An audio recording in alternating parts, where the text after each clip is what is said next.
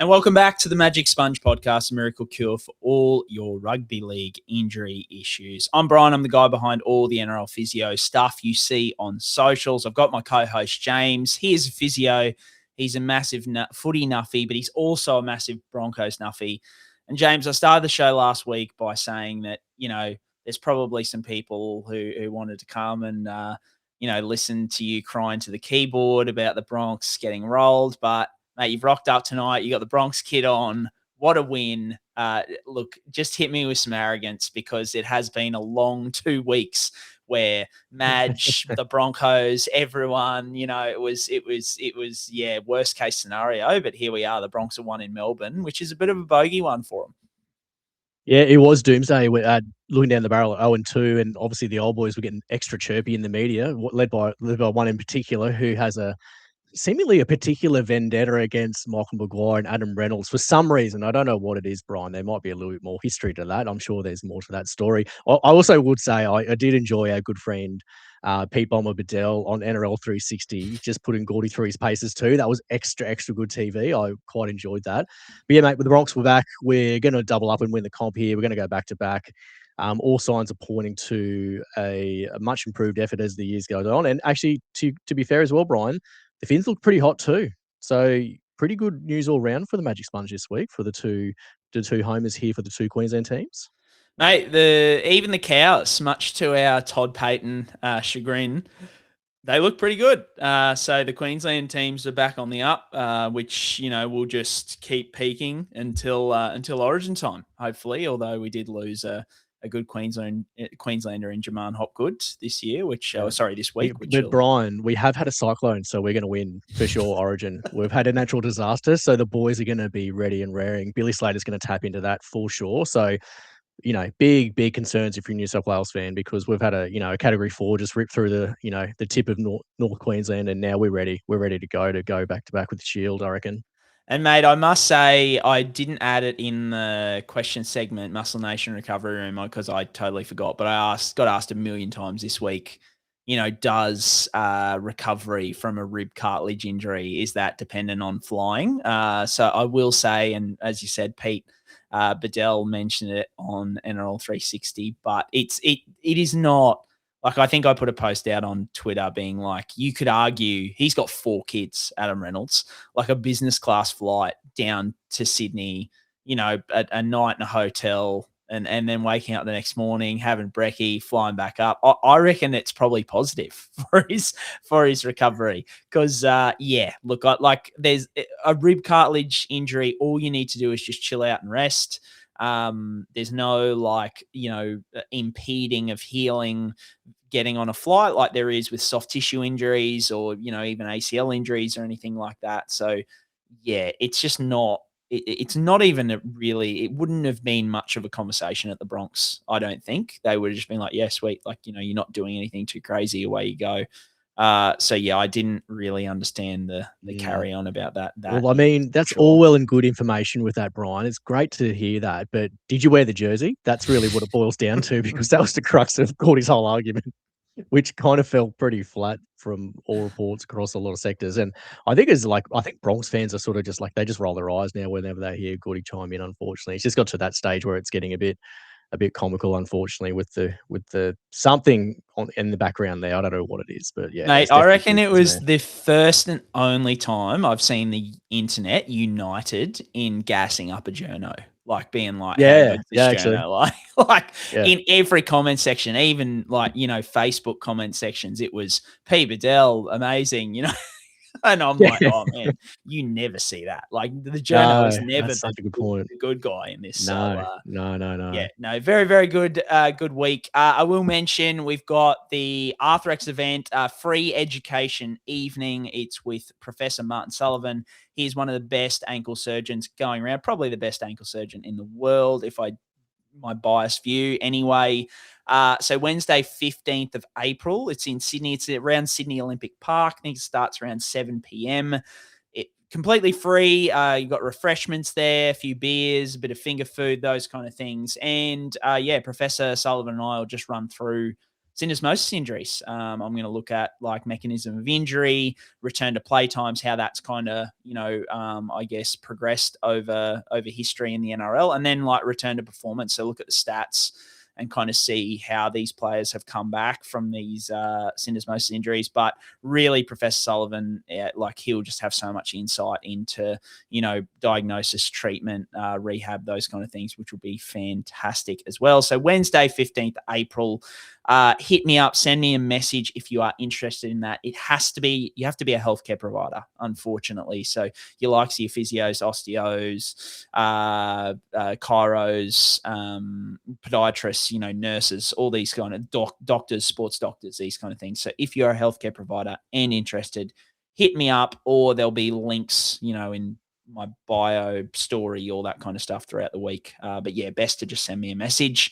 As always, guys, you know why you're here. We run through all the injuries, loop it all back to Supercoach and fantasy scoring. Without further ado, let's get into it. The injury wrap for this week, which is brought to you by PainPod, drug-free pain relief anyone can use. I don't know exactly what he's done. I would have thought it was an ankle, but I'm just guessing. He shouldn't be out for a long period of time. I mean, I'm no doctor. We have to wait for the scans, obviously, but that'd be more positive than negative. Rightio, Brien, let's wrap round 3. So we've got the HIAs to begin again tonight, as we usually do. So the names on the list tonight are Morgan Gannon, Moses Leo down there from the Storm, Toby Couchman, and then also Jayden Campbell there, Brien. A few of them were later in the game, so we may not have too much clarity about whether they passed those assessments or not, but just a bit of an update for those 4. Yeah, so Morgan Gannon, I think, did he was done. So only 5 minutes into his debut. So that's really horrible for the Englishman there. So he will more than likely miss next week. The 2 that were late in the game are Moses Leo and Jayden Campbell. So I think, if you go by subjectively, I think they should be okay. But as always with concussions, you never know. Can be delayed symptoms, these kind of things. So wait and watch there. Toby Couchman.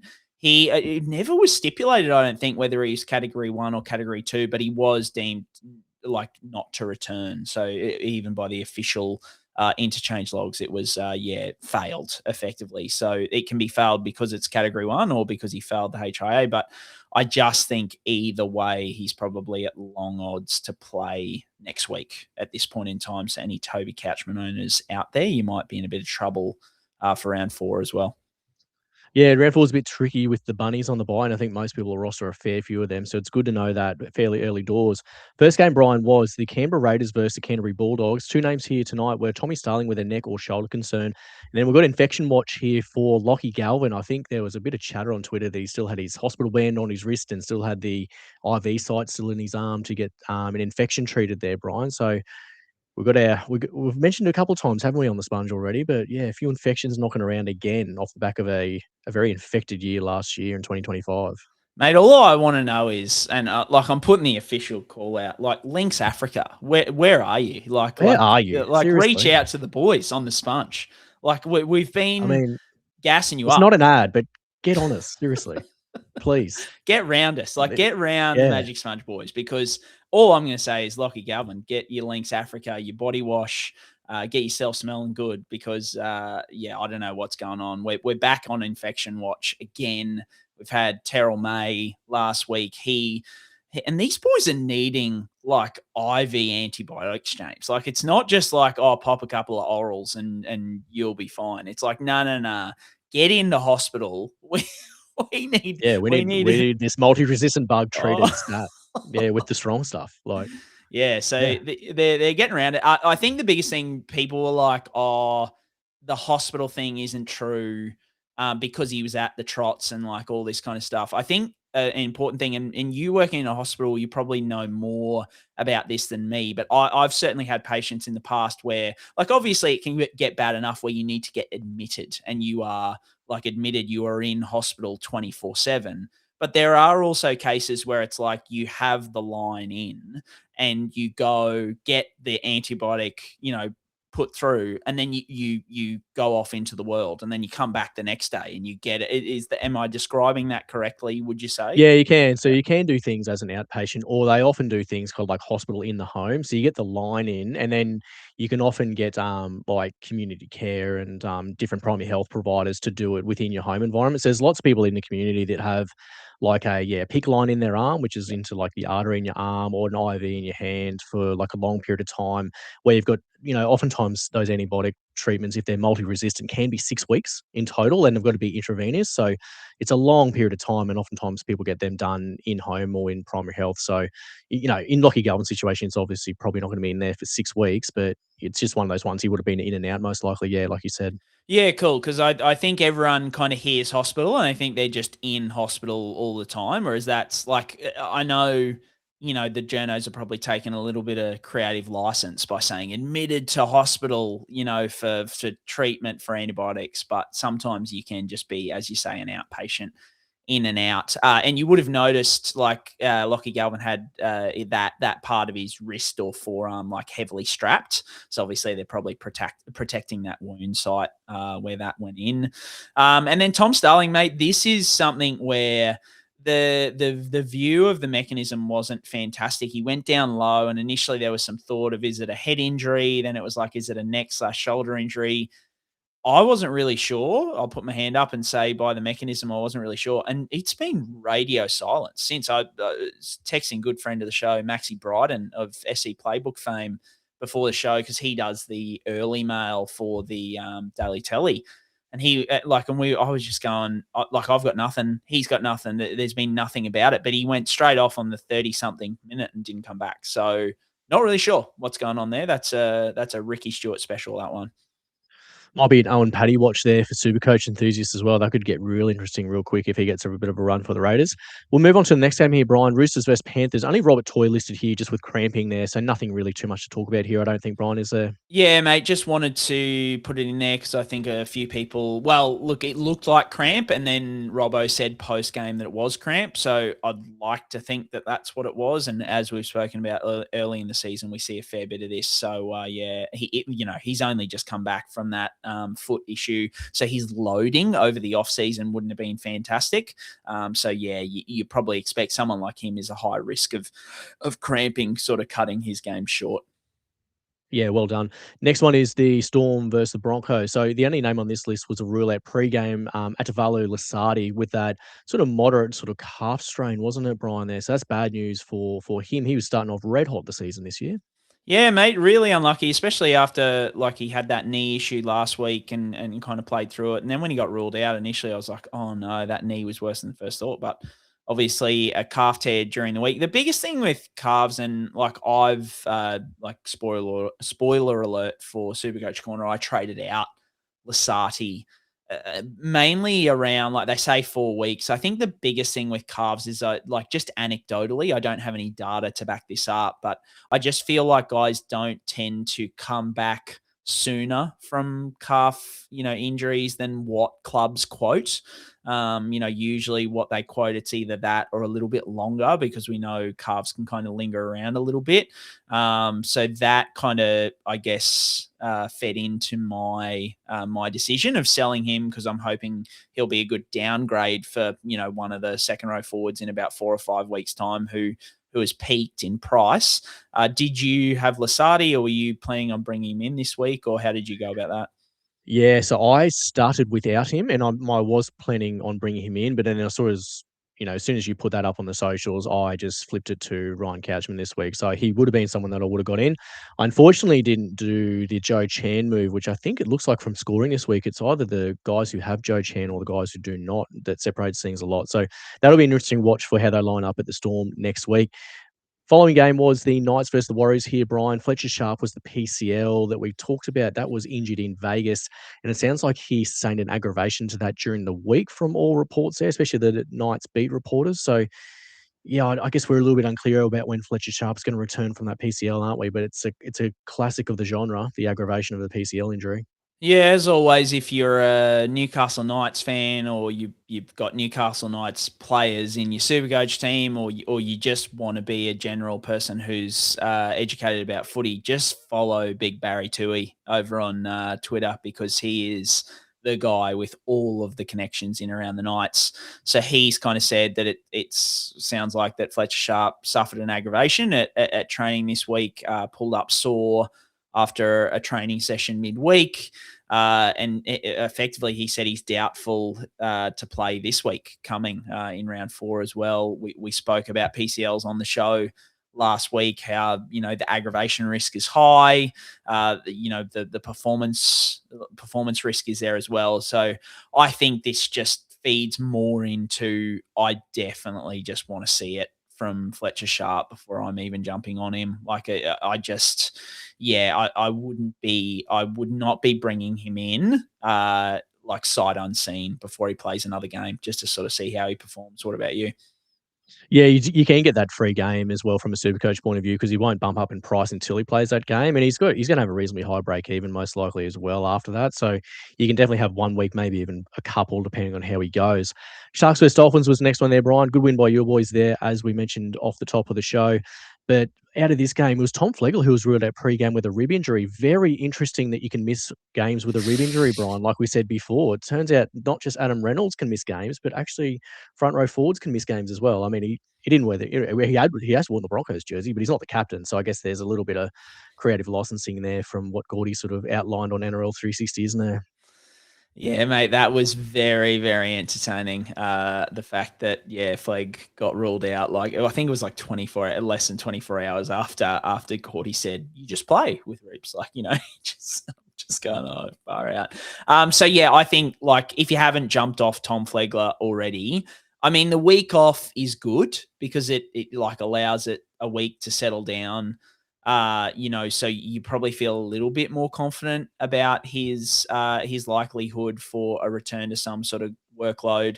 But it's now starting to tie in with the Finns are starting to get forwards back now. I think Frank Molo will be back sometime soon. I think it's next week, potentially after his suspension.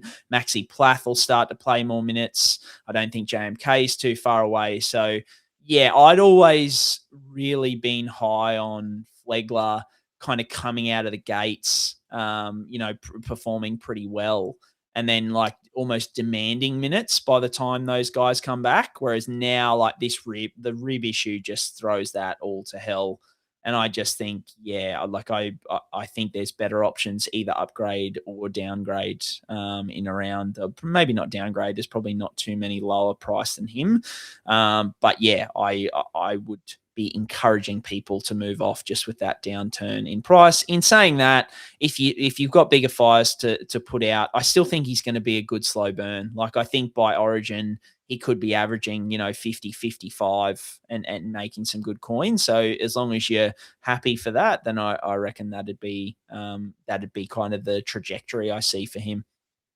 Yeah, it's still a bad one as well with the Finns because they play the major buys, Brian. So if you're sort of more like looking at like buy coveragey sort of type stuff, I know it's pretty early to look at that, but it wouldn't be such a bad shout if you were thinking with that in mind. If it's trades you want to make somewhere else, and that's probably the way we'd go around it. Rabbitohs versus the Tigers was the next game, Brian. So we've got Jarome Luai here listed as what appears to be MCL injury in his knee. Friend of the show, Adam Doueihi, has a hamstring concern, so that's getting investigated fairly promptly, is my understanding. And then 2 names from the Bunnies who were ruled out pre-game was Campbell Graham with a shoulder concern, and then Euan Aitken, which was a leg cork that in some whispers has sounded like a calf strain, Brian. I don't know. There's a few silly buggers going on with how Euan Aitken's injury status has been reported from what I can tell, especially on the Twitter sphere, that's for sure.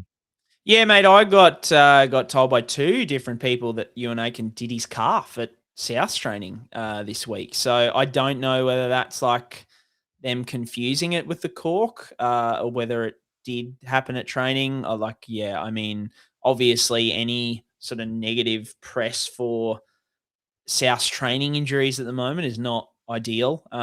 So yeah, I'm not really sure there, but they do seem adamant at this point in time that both Aitken and Graham will be back after the bye next week. So I guess, a week's a long time in footy, and especially when it comes to Souths and injuries these days. I mean, they were already top of the injury ladder that we did up on Wednesday night, and then by Thursday they'd added another 3 to the list. So it's just I can't believe it's happening again. And I think I said maybe in the broadcast channel or something like that, I don't think people are noticing it as much because most of their big players aren't injured, like, your Cam Murrays and your Latrells and all these kind of guys are fit and firing. But by pure injury numbers, it's happening again. Like, it is happening again. And I can't believe it. I really can't believe it. So hopefully it's just a start of season thing and they get back on the right track. But definitely, concerning times at Souths. Look, two of the bigger injuries to come out of the weekend. I'll start with Jarome Luai. It definitely looked like MCL mechanism, although it was definitely an interesting one in terms of he was almost facing like his teammate flung around, was facing the wrong way, these kind of things. But they're very confident it's not an ACL, which you love to hear from the medical staff because of the accuracy of their hands-on tests. But the fact that they were kind of like, 4 weeks, I think Benji said post-match, like that probably says to me that once again there's some instability there that they're not loving. So usually you're looking at like partial or complete tear, and around that 3 to kind of 3 weeks best case for a grade 2 MCL, or 8 weeks worst case if it's a grade 3, a complete tear. So we'll wait for the scan results on that one. The one that I am honestly more worried about is Adam Doueihi, and like from a personal standpoint, obviously friend of the show, one of the great great interviewees from when the show went through a few NRL players to kind of tell us about their injuries. He's had a really rough time of it with ACLs, but also from just like a pure, like they're like, it's just tightness, and I'm like, nothing like that. It looked horrific. Like, it looked really bad. I'll run through the factors kind of playing in his favor. So he obviously had some cramping earlier in the game because he started the game with no compression on. At about 10 minutes before halftime or 5 minutes before halftime, he got a compression kind of sleeve put on that hamstring. So he's obviously already getting some cramping or some tightness or something in around that area. Benji mentioned his training loads are up, and so they're obviously tracking all those kind of things. So, following on from that, could it be a really bad cramp at the end of the game? Absolutely. And so I'm crossing my fingers, toes, everything that's what it is. The thing that really worries me, James, and like, I guess once again, I probably don't have any studies for any nerds out there to back this up, but certainly from my own personal experience and from experience of dealing with people who cramp, it very rarely seems to present in the tendon, which is where he was touching or grabbing at after he suffered the injury. So he was right up underneath kind of the butt cheek, right up the top end of the hamstring, which is where the tendon is. Usually if you're getting a cramp, your main pain is going to be in the middle of the meaty part of that muscle is where you're going to feel it the most. Now, obviously there are exceptions to that rule. But yeah, that was what worried me the most. We see a lot of kind of moderate to high grade hamstring injuries up in that tendon up near the buttock. So yeah, I flit and at the moment I'm leaning more towards it's a moderate to high grade hamstring injury because I just can't see how he's cramped up in that tendon and nowhere else. So that's probably where I'm at. I'm expecting, or I'm bracing for, I wouldn't say expecting, I'm bracing for a 4+ week kind of, recovery incoming at this point in time. But I'm hoping with all hopes that they are right, that it is just tightness and a cramp. And we see Adam back next week and I can bring him in my SuperCoach team. I probably won't, to be honest, because I don't think I could buy him off the back of that. For anybody who is considering him, do not buy him next week. But yeah, what are your thoughts on the injury, mate, and the tightness label that they gave it? I really like your comment about the location because that makes a heap of sense, the way you outlined that. The other thing that probably puts me more in the, we're dealing with maybe a minor to moderate sort of strain here, is you wouldn't often image people after you've had a cramp. Like, if someone's legitimately got cramp, you wouldn't go, they're expecting scans the following day. You just don't scan people that have had cramps either. So I think that's probably another negative prognostic factor that might lead you to maybe there's some underlying tissue injury here that we need to look after. Second last game of the round here, Brian, was the Eels versus the Dragons. A couple of big names out of this one was Jermaine Hopgood, obviously one of our favourites from the Wide Bay region there. Looks like an ACL injury, so that's really unfortunate news to hear about Jermaine Hopgood. I think Jason Rolls made a comment on that in a presser. And then also Jordan Samrani was a seemingly non-contact knee injury as well. It was off the ball, out of play. Quite an unusual sort of mechanism there for him as well. So 2 knee injuries for the Para Eels here, Brian. Yeah, mate. I spoke to you before we came on the show. I was head down, bum up today because we were supposed to. I had 2 kids' birthday parties this weekend, and the second one today was my brother. His eldest was turning 4. So happy birthday to Slater, because I'm sure he listens to the pod. He's a big Finns fan. But he was sick, so it was one of those situations where we had plans for the entire day for the kids to be at a birthday party, a family birthday party, seeing everyone who they love, and then that got cancelled. And so for any parents out there, like, dealing with kids who get something fun taken away from them for conceivably no reason is just hell on earth. It is not a good way to spend your Sunday. In the trenches. Yeah. So it was an interesting Sunday afternoon, I must say, trying to watch the footy and deal with 2 kids who had just been shitty all day. But I will say that when I saw them, like, while I didn't love Jermaine's mechanism, I was way more concerned about Jordan Samrani's. Like, you know, as soon as you see non-contact, change of direction, knee injury, not good at all. They're kind of they've been a bit vague with him, and like I think everyone was kind of saying, oh no, they've said no ACL, but I went back and listened to the sideline report from Jake Duke, and he said, and I don't know whether it was different on Channel 9, so maybe like this is where that came from, but Jake Duke said they haven't mentioned the letters ACL, which to me that doesn't tell you much at this point in time. So I'm obviously Jermaine potentially has more than likely has an ACL injury if the medical staff have done the testing. As we always speak about, it's highly accurate, especially for identifying ACL injuries, because the knee is quite loose when you do that test that kind of, you know, pulls the lower shin bone forward. So he'd be facing surgery 9 months out. Really horrible for not only him, but a good Queensland boy. But Jordan Samrani, I'm kind of similarly worried. The big learning point from these 2 that I want to bring up is that I got heaps of messages from people after the ACL report of Jermaine Hopgood came out.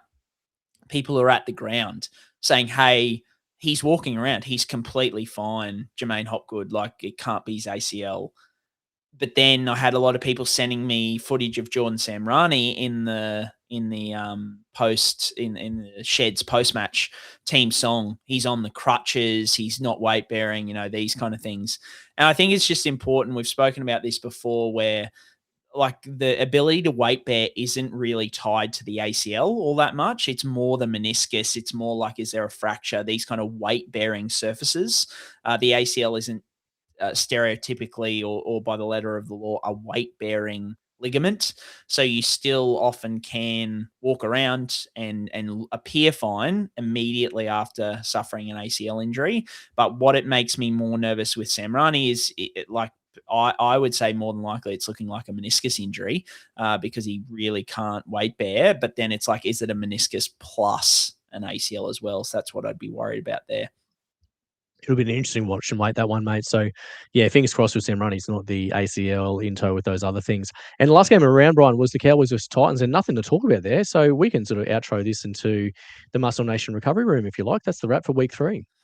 Mate, let's get straight into the questions. So we are answering your questions in the Muscle Nation recovery room. We will get to you the questions that you have on the biggest NRL injuries, but also on sports performance and recovery. We always get questions about the latest player injuries, but we get so many on general sports medicine and performance topics, and we love diving into them. Thanks to Muscle Nation. They are the best in the game when it comes to gym apparel and supplements. I've been using their gear for weeks and weeks now. Mate, James, I'm not even kidding you. On the scales, on on Friday. So I've got let the viewers into into my physical prowess at this point in the podcast. But I have a rule: never 90. I never want to be 90 kilos. I've always, and now I've come back from. Well, we stayed together for a week over Christmas, and I probably ate and drank a lot more than I usually would in that time, especially being amongst the boys and stuff like that. And I was 89.2 when I came back, and that made me real nervous. So I've been, working real hard, using Muscle Nation stuff, mate, back in the 85s as of Friday. So bring it up. We're talking. We're working. The dads are getting rigs, and I love it. And I credit Muscle Nation. How good to have them on board. It is. It's very good to have them on board, Brien. I mentioned last week the couple that I mixed up to put in the freezer using some of the protein sachets to put it through the Ninja Creamy. I did pull them out yesterday, and the cookies and cream mixed in is unbelievable. It's S tier. I don't actually know why S tier is S tier, but I love saying it. It just sounds good. It rolls off the tongue, but it is genuinely S tier. It's better than God tier. It's whatever the top tier is. It's really, really good stuff. So, mate, like you said, it's great stuff. Get on board with them and support the people that support us. They're good. They're a good bunch. Yeah, mate. We had they had a big sale this week. The code NRL Physio gets you 10% off, and it stacks with any of their other sales that they have going on. So I had a bunch of people jump on there and get some of their gear, whether it be clothes, supplements, protein waters, these kind of things. Heaps of positive feedback too. So love to see it. Head on over musclenation.org. The code NRL Physio will get you 10% off. Let's get into the questions for this week, mate. Let's do the questions, Brien. So the first one is from Jason. He said, Brien, is Jacob Kiraz's shoulder issue a high aggravation risk? And for SuperCoach, are we buying, are we selling, or are we holding on here to Jacob Kiraz? Oh, mate.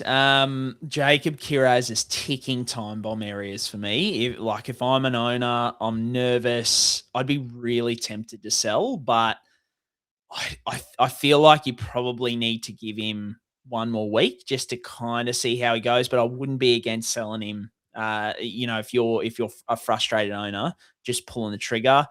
To walk everyone through kind of where we came with this. So Kiraz had strapping on in the preseason. His shoulder was heavily strapped that he'd never previously worn from any footage that I could find. So that kind of, I guess piqued our interest initially over the offseason.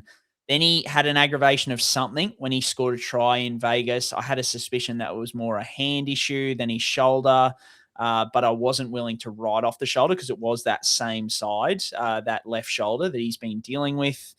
But then this game, it was one of his first hit-ups, and he got his head pulled above him like that Taylan May subluxation or dislocation the week before, and it really affected him. He just did not look right after that run. His stats were way down. He was not taking the hit-ups he usually does, tackle busting, offloading. It just was not happening. Now, we haven't had any confirmation, and I tried to get the broadcast channel to reach out to our good friend Gus Gould to figure out. But yeah, Gus gave us nothing in terms of what is going on. But I just wonder whether there is an episode of shoulder instability there somewhere in his history over the offseason. He's now got this shoulder strapped up heavily to kind of try and protect it, and he's just trying to play through it.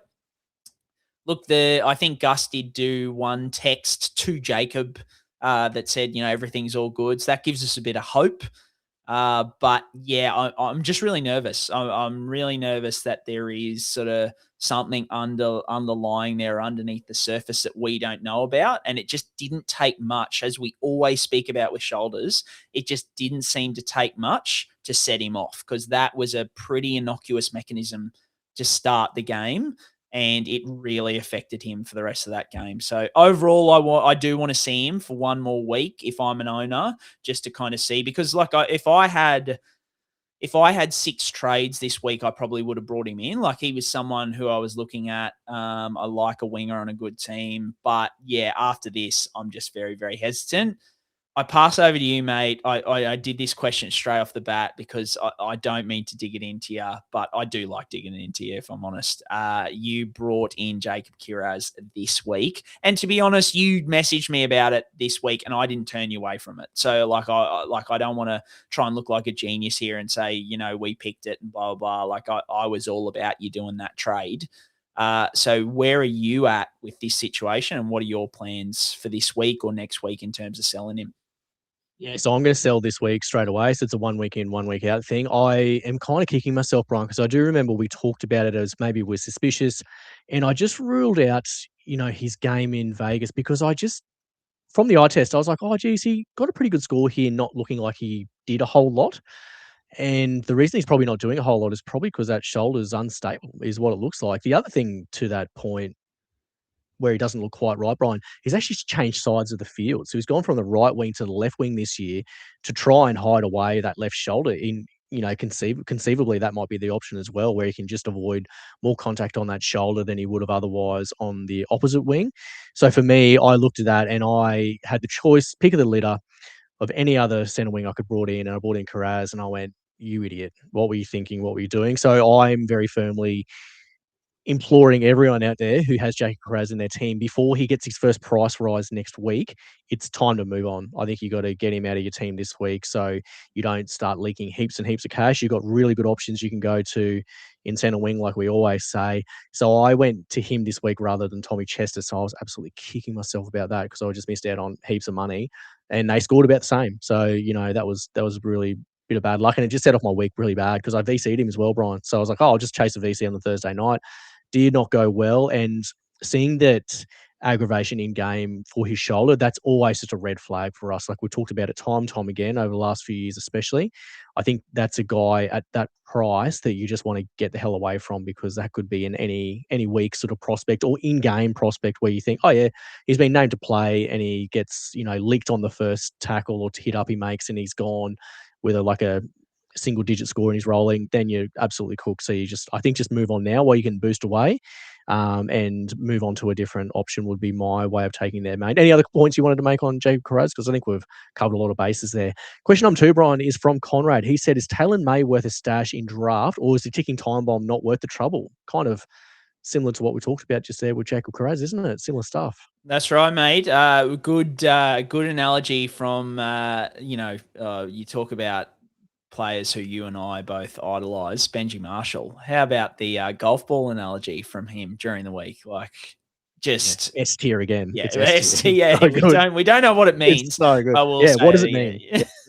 But it's so good. But yeah, you love to see it. And for people asking, we as physios use that analogy all the time. It's a fantastic analogy. So you love to hear it from Benji.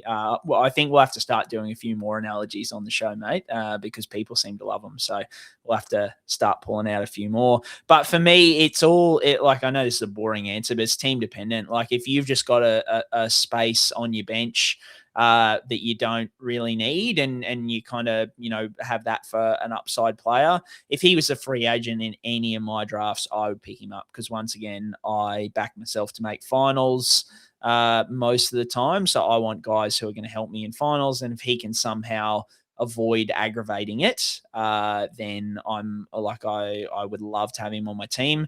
My approach with someone like Taylan May or Jacob Kiraz, for example, is you get them, or if you already have them on your team, you wait until they have a worldy game. So you wait till Taylan May comes back and hopefully he plays the Titans and he scores 3 tries, and someone out there forgets the shoulder because he just saw Taylan May score 3 tries on the weekend, and you sell Taylan May for full price. And then you get the concern of the ticking time bomb off your hands. It's over to somebody else. You get full price. So you get a good player back for him. That's always my approach with those kind of injuries. How would you go about it, mate? Yeah, I like your approach. I'd be a similar one. The one thing I would say about Taylan May, Brien, is this year he's moved to the right centre, which I don't think that's his natural position. So I don't look at him as a must-stash at this point in time, because I think there's probably better options that you can take a flyer on at centre wing. Depends how competitive your comp is, though. If you've got people that are pretty sharp, you probably want to do it. But if you've got people that, churn their roster through a fair bit, I would probably not really go down that route, to be honest, not for a few weeks anyway. Brian, question number 3 is from Pat. He said, would Kalen Ponga's hamstring tightness at training possibly contributed to his hamstring injury that he sustained on the weekend? Yeah, I think for anybody who isn't aware of how this story came about, so once again, Big Bad Barry Doueihi got the scoop that KP had some hamstring tightness at training midweek before round 2. And so went off and had a scan. The scan was completely clear. He came back, did captain's run, had no issues. Then obviously went out that weekend and tore his hamstring. So then they've kind of gone, like Barry's gone to the Knights and been like, how did, or not how did you let that happen, but kind of asked them about it. And they have come out on the front foot being like, it was completely unrelated. You can't even suggest that, these kind of things. The big thing I want to say here is that there's probably a difference, and once again, not in the setup, not trying to claim I am or talk about Kalen's specific case, but more just wanting to talk about like the decision-making process can be completely sound, which it absolutely sounds like it is here. He had some tightness. They precautionary scanned it. There was nothing on scans. They've done strength testing. He's passed all of those with flying colors. He's gone out and done captain's run, had no symptoms whatsoever. That decision-making process is fine. And what I would say is that the number of times that would happen in a season across all the clubs is insane. Like the number of players who would have little niggles and they'd go and get it checked and be cleared and go out that weekend and be completely fine. It would be so many, right? And you just never hear about it because they're fine. So the decision-making process is still very sound because they've done, by all intents and purposes, they've done everything by the book. But then it can also be related, right? Like, and one of the biggest predictors for future hamstring injury is, well, A, it's past history of hamstring injury, but B, it's symptoms in that hamstring. So there's a reason that clubs monitor these, these issues or how players are feeling so much is because some soreness, some tightness, some cramping, these kind of things, that increases your risk of injury in that area moving forward a lot of the time. So I know a lot of people kind of were asking me, hey, I thought that like tightness or soreness was an indicator of future risk, but they're saying it's not. And so I just want to say, like, generally, yes, like you can do everything by the book. You can follow, your decision-making process can be a 10 out of 10, and players can still be at an increased risk of injury and suffer an injury. Like it's a very fine line. It's a tough, kind of decision-making process when you're dealing with high-level players like that. So I like you won't find me sticking up for club medicos the way that they treat me very often. And I'm not necessarily sticking up for them here, but more just saying, A, decision-making process sounds like it was great there, but B, there was probably some relation there as well. Yeah, I don't think there's really much else to add, mate. I think that's probably the main things covered there in good detail. Next question, Brian, is from BK. He says, looking for a Brandon Smith update. So very short and sharp there from BK. Yeah, the Souths are pretty confident he'll be back in round 5 after the bye. There was some suggestion when it first came out that he'd only miss 2 games and come back in round 3. And I remember we said at the time, why? Like, why would you do that when you have a bye in round 4? It just made no sense. So the last update, which was this week, was that they're expecting him back in round 5. So my reserve hooking spot will finally start to get some points. Here we go. Starting to get a bit of cashola roll through. Jim chimes in next, Brian. He says, have you noticed any players that are cramping more this year? And do you think it's because of the speed of the game? Because Jim's got a mate who rates himself as a fitness god and he thinks they're professional athletes and they shouldn't cramp. That's good by whoever Jim's mate is there. But what about the cramping incidents here, Brian? Is it speed of the game stuff? Is it a few extra factors on top of that? From memory, Jim even put I have a mate who rates himself as a fitness goddess, but I forgot to put that part in there. So that's Okay. even better. Well, But we don't discriminate here. no, that's gender neutral. That's right. We're happy because we have a lot of female listeners on the Sponge, and I appreciate each and every one of them. They would have enjoyed the Muscle Nation sale because there's some good kit over there. Yeah, look, like it's just super common early season. There's just no replication for. Yeah, they're professional athletes, but you've got guys like Rob Toia, who is coming back from an injury, hasn't been able to get that loading in. It's like a bit like the Kalen Ponga thing. If you wait till the risk is 0% that they're going to cramp, you've waited too long. You've missed you've missed the ability for them to go out and play well in a game for you. Like Rob Toia, if you go, oh, look, his conditioning isn't quite up to scratch. We're not 100% confident that he's not going to cramp. Like he scored that worldy of a try past Casey McLean on and I know they didn't win the game. I'm not saying that, but like you give up the chance of utilizing Rob Toia and similar to the Kalen Ponga thing. Like if you sit him out and the Knights lose by 2 or something and KP's then fine, it's like, oh, we could have played him and potentially won. So yeah, unfortunately his mate, as much as he probably thinks he's world's, fittest bloke, what I would say, and I say this like with recovery times, because people always, come into me and go, oh, why am I taking 4 weeks to get back when so-and-so Reece Walsh came back in 2 weeks? Like even the fittest of the fit in society, you just don't go through what NRL players go through in terms of the load on their bodies. You just don't. So sorry, Jim's mate, you're just a dud rig. Yeah, these guys are S-tier athletes, Brian. We'll chuck that in again just for context. And the thing is, when you see these guys in the flesh, they're from a different planet. Like, I think that's worth noting about these NRL athletes. Like, they're just from a different planet entirely from the average punter. Next one's from Matthew here, Brian. He said, what are your thoughts on Ronaldo Militalo's recovery series? I'm assuming this is sort of some vlogging or something along those lines there to recover the ACL recovery? Yeah, it's one of those typical Cronulla Sharks have like done some filming and gone through it. I haven't watched the whole thing yet. I've kind of watched bits and pieces here. It looks pretty good, like all of them do. Like I love that kind of thing. I'm just not in the habit of pushing people towards clubs content because they treat me like shit. So yeah, like it's good stuff. The most interesting thing that I found from that one was he spoke about I think he needs to have a clean out soon, or he's going to get another clean out surgery. So potentially some scar tissue in there or something like that, maybe some meniscus stuff.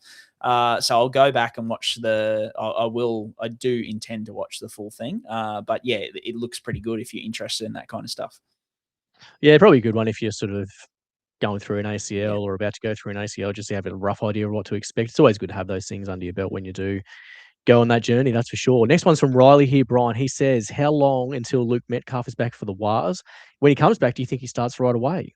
Maybe not the way they're going. Jeez, well, that's who would have thought this was even a discussion point. I've got Tanner Boyd in a couple of leagues as like a drafter, just in like the last couple of round throwaway.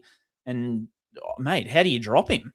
Good, like he is just absolutely killing it. So round 6 for Metcalf is when he's aiming for at this point in time. Mate, like, and this is coming from someone who loves Chanel Harris-Tavita. Like I've always been a big Chanel Harris-Tavita guy. I actually was really wanting the Finns to sign him as 6 back when he was kind of coming back. But I think if anything, Metcalf to 6 and Tanner Boyd still at 7. I think Metcalf's a good running half. That's kind of the way I'd lean. But yeah, man, it's a great position to be in as a Warriors coach and Warriors player and Warriors fan. They are just going really well. What would you do? Yeah, I think you've got to see with Tanner Boyd, don't you? You can't sort of interrupt something if it's humming. And maybe Luke Metcalf, maybe it is 1 or 2 games in New South Wales Cup, perhaps before he gets back in. Depends if the Warriors are still flying, then maybe he has to force his way back in. But it probably depends on a lot of different things there. So it'd be interesting to watch, that's for sure. They seem to be, man, they're a well-coached team, the Warriors. I really like what Webster's been able to do there in that team. It's good for them and good for the comp. Next one's from Terence. He says, regarding meniscus injuries, Brian, how do they heal and what are the possible treatment options for meniscus injuries? Yeah, so the healing for meniscus injuries isn't fantastic. So it's like if you're looking top down at like kind of these two like half dinner plates, effectively, it's only like the outer edge of the meniscus has blood supply. So if you have the tear or an injury in that outer edge, outer third kind of area, you can get some healing.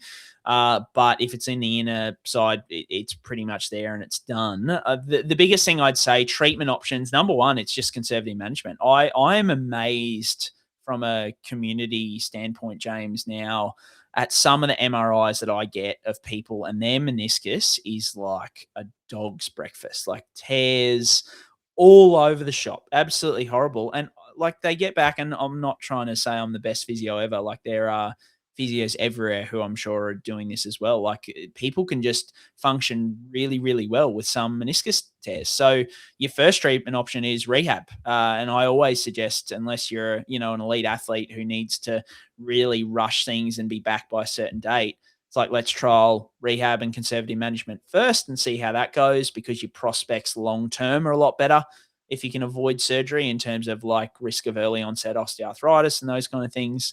But then your other options are the trim surgery. So they go in and they trim away the damaged portion of meniscus, or a repair where they go in and stitch it up. So yeah, they're the main ways to go about it. I'm sure you're the same, kind of trying to encourage people to go with rehab first for any of those meniscus issues.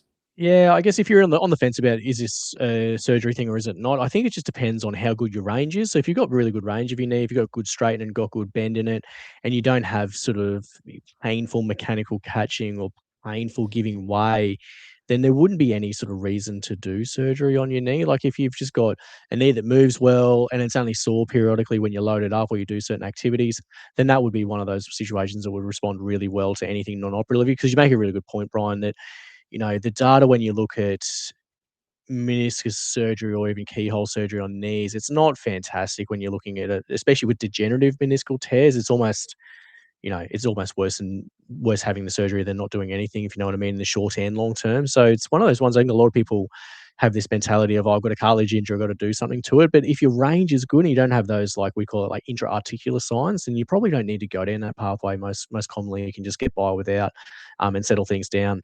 We'll move off that question, Brien, to probably one that's might even be a bit tricky to answer in this sort of format. But next question for the podcast, Brien, was from Adrian. He says, Brien, how do you fix sciatica?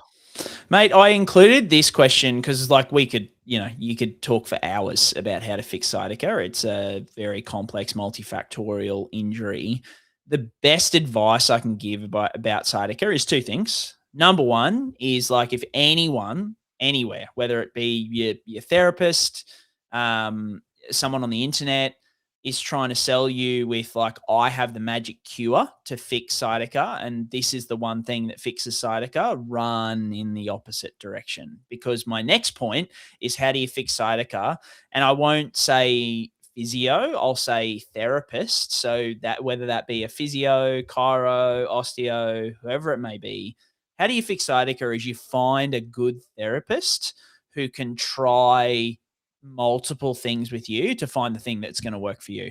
I think that like sciatica, and this is the answer for so many different conditions like this, is you just need to find someone who's not trying to bullshit you. He's not trying to take heaps of money off you by getting you in 17 times a week or anything like that. But they're happy to sit and listen to you and walk you through a few different treatment options of trying a few different things and seeing what works for you, the person in front of them. Because I always say to patients, like, I can have you and your twin brother next to you, and you can both have the same problem, and one thing works for you and the other thing works for him, and there's no rhyme or reason to that. So there's obviously principles that we follow as physios, chiros, osteos, all that kind of stuff that help us kind of guide people in the right direction. But you just need to have flexibility, because there's no one magic fix. If there was, I would be using it with everyone.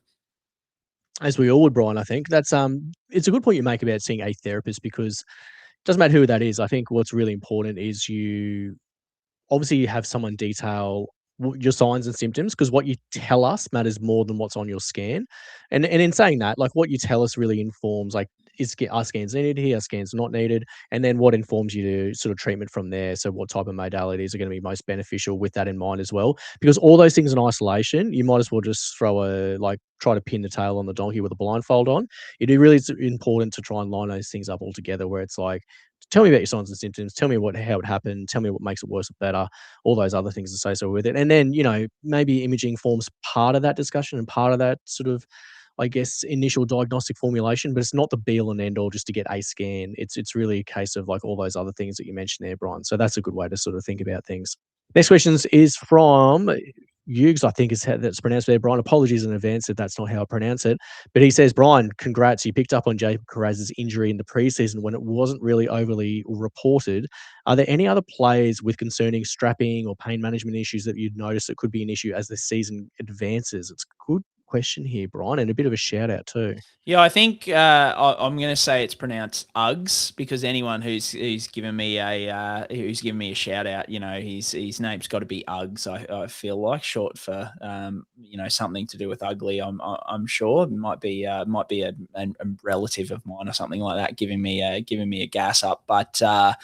The only thing that I've really noticed outside of the Kiraz one is just guys who are wearing those thigh compression sleeves. So I think KP wore one at one point. What's his name? Tuipulotu wears one week in and week out. Val Holmes was wearing one coming back from his. Doueihi put one on. So that's always a bit of a concern for me that, someone's carrying something, a bit of a concern there. Nathan Cleary's got a bit of an elbow strapping that he's been wearing for the last couple of weeks as well, which is something I've got my eye on. I'm not overly worried about an elbow issue all that much. But yeah, nothing like the Kiraz one, I wouldn't think. And even it wasn't like, as I said, I genuinely thought about him as a trade-in option last week. As you said, coming out of Vegas, I wasn't super concerned about him, to the point of it would take one hit up to make it go again. So I won't take too much credit there.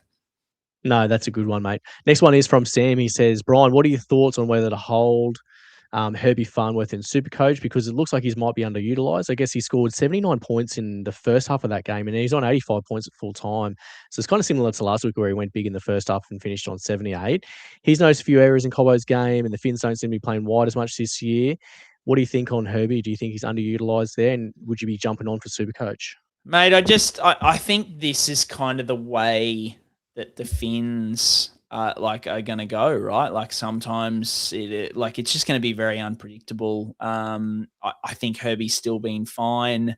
Last year he was insane. I would have loved to have thought that he was going to do the same thing as last year, and he's doing pretty well so far. But yeah, I'm not concerned about Herbie at this point in time. I think Finns are just spreading the love a little bit more. And to be honest with you, Jake Averillo is playing lights out, which is the other consideration. I know Herbie's good, but mate, Jake has been so good for us. To the point where, and this shows you how good he's been playing, is my daughters know a few players, and mainly Hammer and Herbie are their two favorite players. But Bell today, when we were watching the replay, because I missed the game yesterday, go Jake. And I was like, that's sick. Sorry, yeah. What? And she's like, yeah, that's Jake. And I was like, oh man, Jake Averillo, he's making an impression, because he must be playing well, because he's scoring tries, and that's what the kids notice, right? So yeah, I think it's more how well Jake Averillo's going, to be honest. Yeah, but he's so good in SuperCoach, isn't he? That's the thing. He does that, and you think, oh man, if you're a non-owner, you've dodged a bullet there, because that could have been a huge score. So you got to probably look at that sooner rather than later, which I will be talking about in SuperCoach Corner. Last question here, Brian, is from Rich, and he says, is there any history of NRL players actively choosing to not get an ACL surgery and just going via rehab and returning non-operatively? Not officially. So I think the famous ones are like Peter Wallace. He found out that he had no ACL, but he didn't know about it. So he had a reconstruction. Then I think he was about 6 weeks into his return. So he'd returned. He had some knee pain, so they scanned it, and they're like, oh, your ACL failed a while ago. you haven't had an ACL, but you're back. And they just went, right, let's just keep going. So I guess you could say actively there he was choosing because he was fine and okay. But certainly from an acute tear where it's like I tore my ACL on the weekend, I've never had an ACL injury before, I'm going to try rehab. That has not been there from what I know of. I've had a few NRL players who've reached out to me who are now retired or have now left the NRL. One who was playing over in England, who he did that. So he was playing in New South Wales Cup, tore his ACL, and was negotiating a deal with a club over in England. And he literally had 2 weeks off. He didn't tell anyone. He went and got scans off his own bat, found out he tore his ACL and was like, no, like I don't want to. And he played. Like he played 2 weeks later. Just told the team he had a bit of a sore knee. There was nothing too much to worry about. And then went over to England and played the year and still doesn't have an ACL in his knee. So there's cases like that, but it's never been official. I know, I do know that Luke Keary, when he tore his a couple of seasons, or it would be a while ago now, it was early on in the season, he had 3 surgeons tell him to trial conservative for 6 to 8 weeks and see how he goes. And then the 4th surgeon said, no, just get surgery anyway. So he did. So we were close. But I think there was a study recently about the rehab, even though they didn't follow the protocols all that well, the cross bracing protocols. But it didn't sound fantastic for elite, like kind of elite level athletes in terms of recurrence rate and stuff like that for the conservative rehab approach. So I don't think this is set in stone. There's so much research coming out, and there will be a player who'll trial it at some point. But yeah, I think the surety of surgery at this point in time wins over a lot of the time. Yeah, I'm just trying to think of other names. There was a rugby union player whose name evades me, Brian. I think he played scrum half who was ACL deficient, and I think Jordan Kahu from the Broncos back in the day was ACL deficient. But I think they were from knee injuries in their sort of teenage years that they just didn't know about, and then they sort of just got by without an ACL for a long period of time, rather than people at the NRL level going non-operatively from that point of view. So they're the only other ones I can sort of think of there, mate. Perfect, mate. Let's get into SuperCoach Corner for this week. Mate, finally, I'm the better bloke out of the two of us. It's only taken 3 weeks. I'm just hoping it's just onwards and upwards from here. Even though it wasn't my highest score for the year, I feel like this was my best week.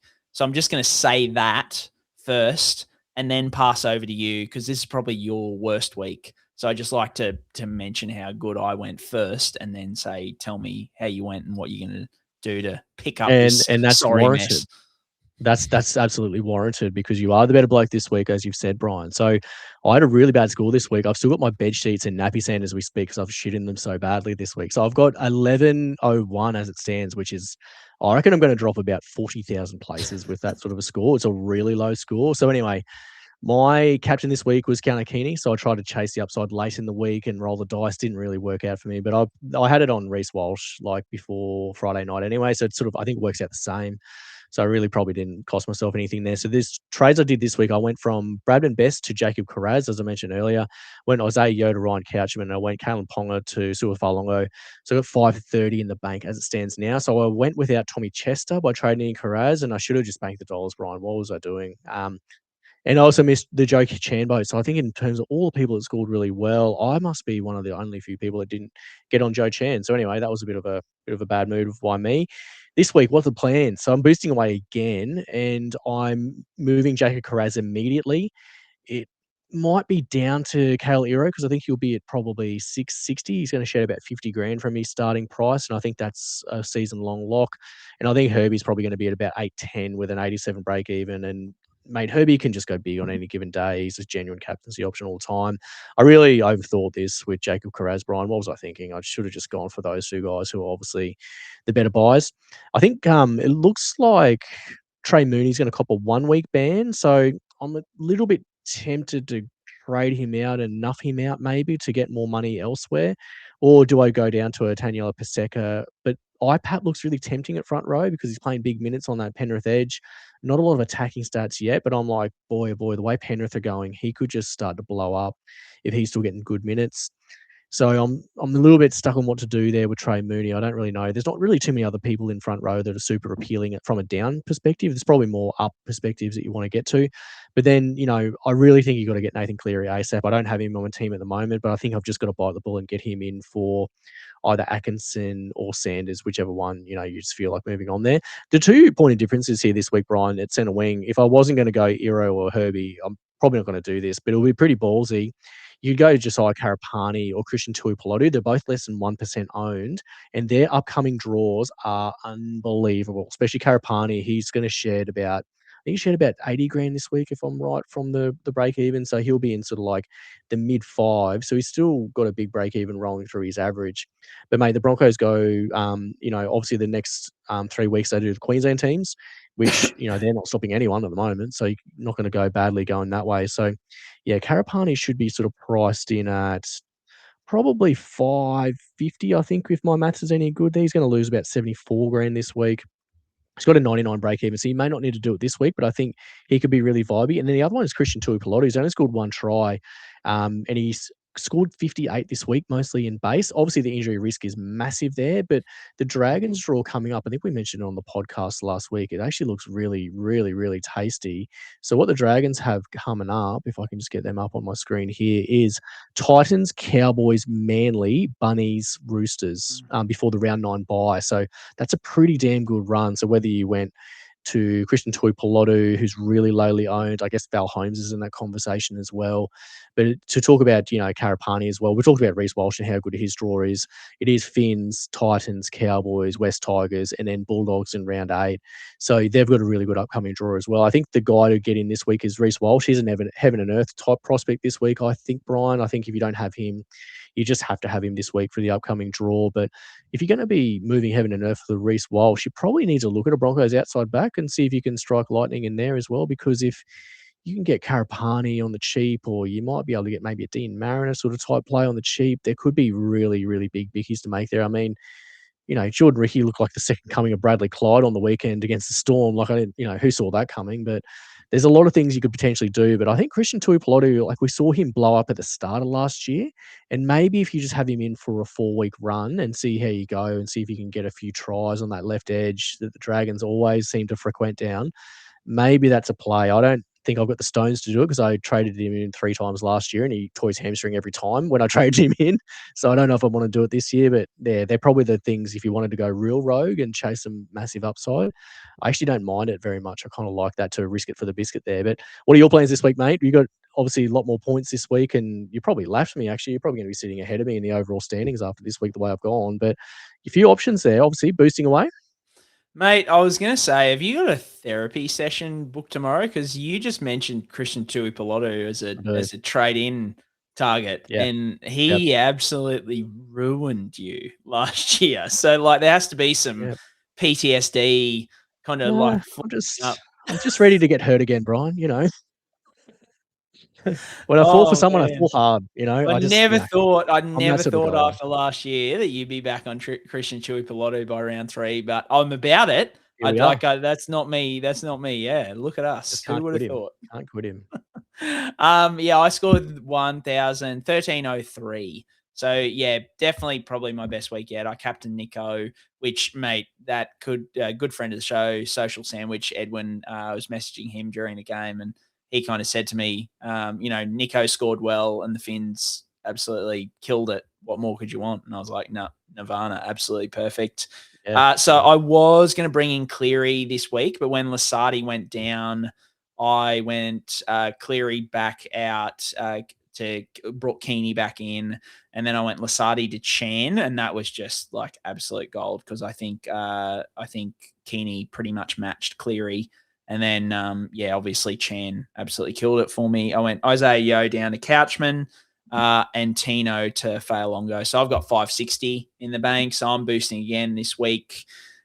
Definitely. I am eyeing off at this point in time. I want to go 1 down and then 2 up is what I'm thinking. So like Hopgood, I've got Hopgood. So Hopgood down maybe to like a Paseka or something like that. Someone who just, he's had a bye now, a bit of a slow burn moving forward.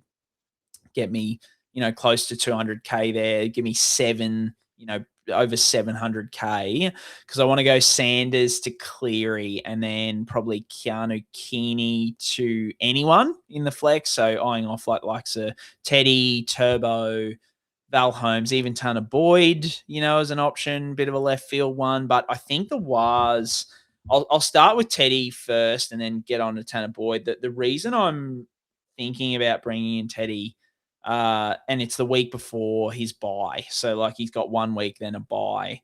But they've got Manly this week, which I'm so nervous because I just don't know if the Roosters are a good team yet. Because I think what I kind of said last week or the week before is what I want is guys with upside in good teams who have a run. And I feel like the Roosters have a run. I just don't know if they're a good team yet. I'm still trying to figure it out.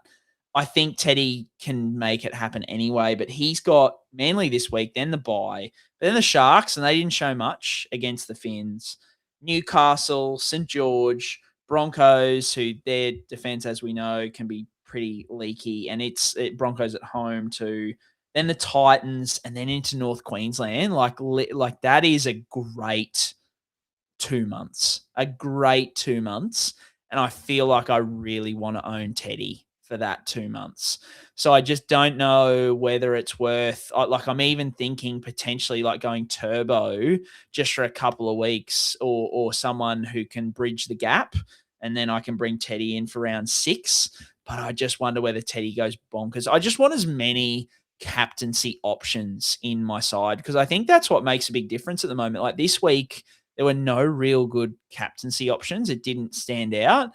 And so I just want to have as many of those. I want 3 guys in my flex and 2 guys in my halfback option where I can VC and see them week in and week out with some high upside is kind of where I'm heading at the moment. So I'm really eyeing off Teddy at this point in time. I think Turbo has a pretty good run coming up, not the best, but still, well, definitely not the worst.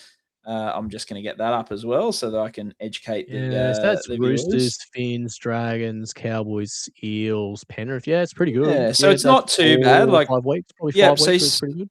Yeah, Roosters this week, not the best, but then, Finns, not the defensive juggernaut, St. George, North Queensland into para. So I don't mind Turbo, but Tanner Boyd. So that was the one. If you can get up the Warriors draw for me really quickly. Who have they got in the next few? So we got Tigers, Sharks, Storm, Titans, Finns, Eels. Yeah. Round 10 bye, then Broncos, Dragons. It's pretty good till round 13, and they especially get the next week. That'll be an Origin affected round as well for the Panthers. So and Tigers next week, good till round no 14, Doueihi. Pretty much. Tigers next week, no Doueihi, no Luai. You would expect. Yep. Oh man, that's and then Sharks, Storm, Titans. It's pretty good, and the Warriors are flying as well. They're probably almost matchup proof, to be fair, aren't they? When you think about how good they're going, they're probably very playable with any of those key position players. They're looking the absolute business. Their first 3 games, 42-18, 40-6, 38 points to 12. They're humping teams. They really are. I must say with the Roosters, Brien, the one that perked my ears up was a discount bargain, Sammy Walker, round 6 when he sheds 1 more round. So if he goes just okay against Manly, has the bye, and then round 6 at the Sharks, hopefully he might be under 600K. That could be massive for that draw upcoming there for the Roosters. And you just got to think it's got to click for them sooner rather than later. I'll be looking at Sam Walker real hard. That's tempting. Man, that's tempting. James, just spoiler alert, this guy over here has Nico, and he has a bye in round 6 or 7, and I had that penciled in already. Nico to Sam Walker, make however many 100K I make, and just ride that run of the Roosters that's in my plans anyway. So, but I think I'm going to be really tempted by the attacking edge back rowers who are playing 80. So IPAP didn't play 80 on the weekend, which was weird. And I that does concern me now that Liam Martin's back. Scott Sorensen, is there. They're re-signing. Who's the blonde second rower they've got?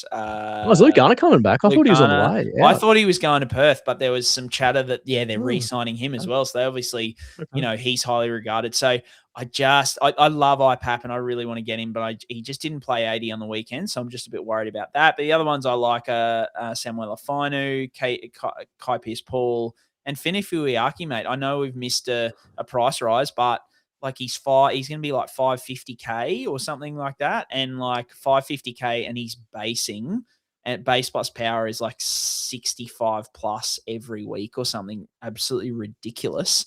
I'm like, Yeah. If you take that Next in 37 isolation, break even, like he's going to go big again in the price rise. Like, yeah. Like I'm just like, so I'm really tempted by those guys. So at the moment, I'm still eyeing off like a Cleary, Teddy Turbo kind of option, but I just wonder whether I go like a Sanders to Tanner Boyd, a bit cheaper than Cleary, neg break even, even if I just get 2 weeks out of him, make a heap of dosh, then go to Cleary or something like that. And with my third trade, I go Hopgood up to like, a Finifuaki or an IPAP or something like that. So a few moving pieces, but I think it's some combo of Cleary or Tanner Boyd and then Teddy or Turbo, and then either going down to a Paseka or up to one of those second rollers. So a bit to come this week, but an exciting trade week, and you better believe I'll be burning boosts. Is that your third boost, or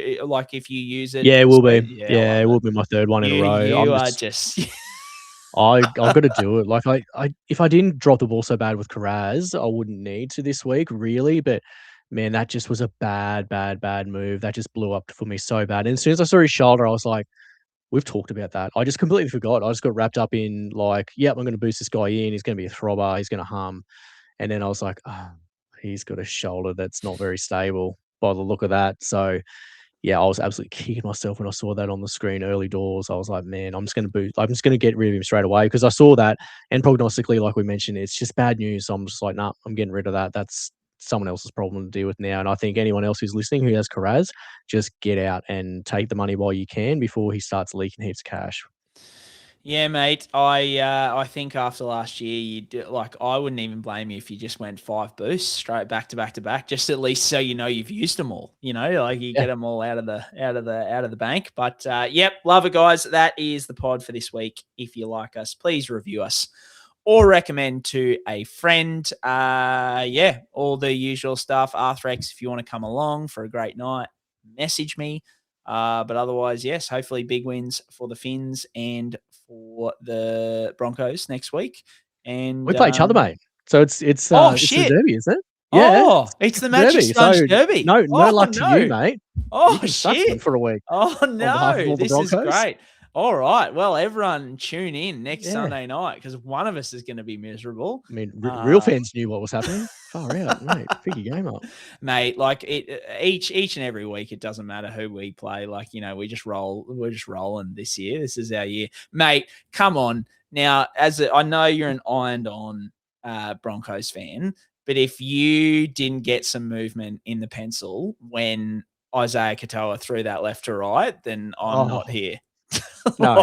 Turn it up. I'm only human, Brien. My God, geez. Like, yes, I'm a staunch, arrogant Broncos fan, but I really enjoy rugby league football. And that left to right was see you later stuff. That was like private browser stuff on my handheld device. Honestly, that was next level. And having Vossi on the call for it too. Yes, just add to that. Although Mick Ennis in the background go, ho, ho, ho. I was like, oh, Mick, just turn the microphone off, mate. Just let Vossi take it. Oh, man, so good. Anyway, on that note, see you all next week and up the mighty, mighty Redcliffe Dolphins.